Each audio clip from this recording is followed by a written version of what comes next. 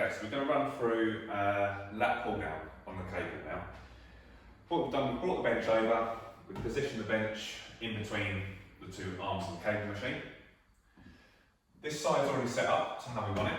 We're going to do this one the same. What you've got a knob under there and a knob on here. This one is going to control the arms coming in, and this one on front is going to control the height of the arms. So where we want this today, bring it in all the way and then down one notch. Okay, so it's sitting about there. Couple of handles on there, and we're going to lift the bench up at a slightly inclined angle. The benefit of having this bench up is we've got something to drive the chest into. Alright, so when Vicky's doing this, she's going to think about pushing her chest into there. Means she's going to be able to generate more force through the muscles on the back, which we're trying to train in this movement. And it's also going to give her a reference point. So if she's sitting down, she's got her chest against there.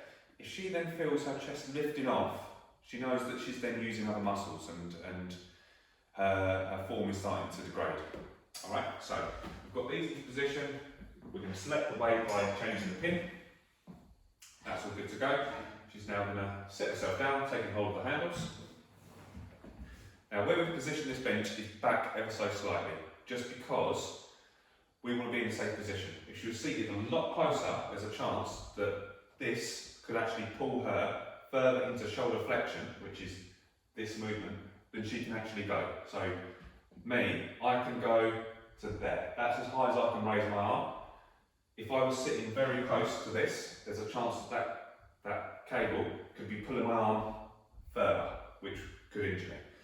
So that's why we've sat this bench ever so slightly back to account for that.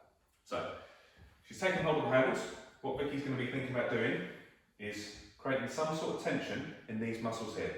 So she's thinking about pulling her shoulders back and down as she drives her elbows down towards her hips. Then she's going to go slow on that way up. As she comes up, she's thinking about letting her shoulder blades come up and slightly around, and then she's trying to take shoulder blades back and down as she brings her hips, as she brings her elbows towards her hips again. So on this, we're going to be training the lats, these big muscles here. They start around the hips and the spine, they wrap around the rib cage, come up, and they attach to that underside of the arm.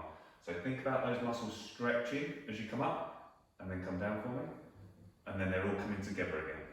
Alright, so come up, they're stretching out, and then come down, they're all coming together again.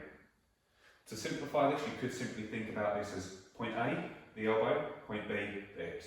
Taking those 2 points as far apart as you can, and as close together as you can. Good. And the whole time, Vicky's maintaining perfect positioning through her torso. Okay, so she's imagining her body's locked in a vice.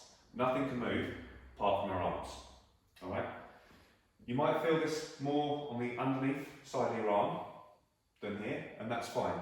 But over time, we want to start to develop a bit of sensation in these guys here. Alright? Once she's done, she just stands up, and then she's all finished.